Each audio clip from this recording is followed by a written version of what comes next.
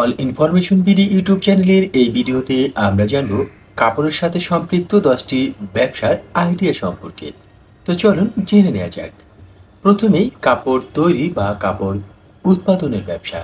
এটি আপনি স্বল্প পরিসরে কিংবা বৃহৎ পরিসরে শুরু করতে পারেন। দ্বিতীয়টি হচ্ছে কাপড়ের পাইকারি দোকান, হোলসেল ক্লোথিং স্টোর।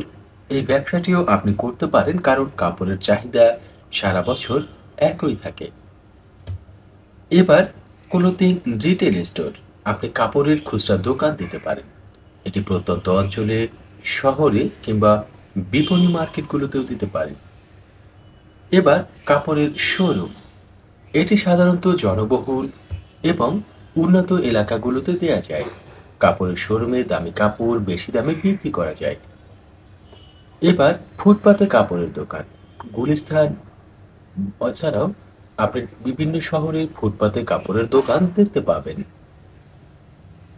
পুরাতন কাপড়ের ব্যবসা, পুরাতন কাপড় ক্রয় করে আপনি সেগুলোকে রিউজ করে আবার বিক্রি করতে পারবেন।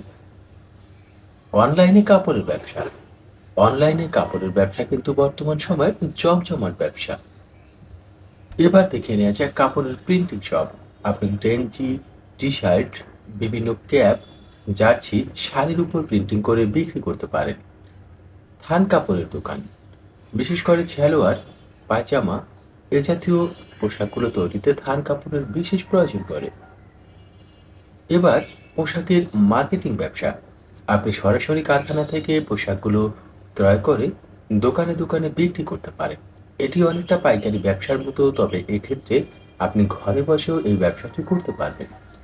দর্শক, আমাদের ভিডিওগুলোতে আমরা শুধুমাত্র ব্যবসায়িক আইডিয়া দিয়ে থাকি। আজ এ পর্যন্তই।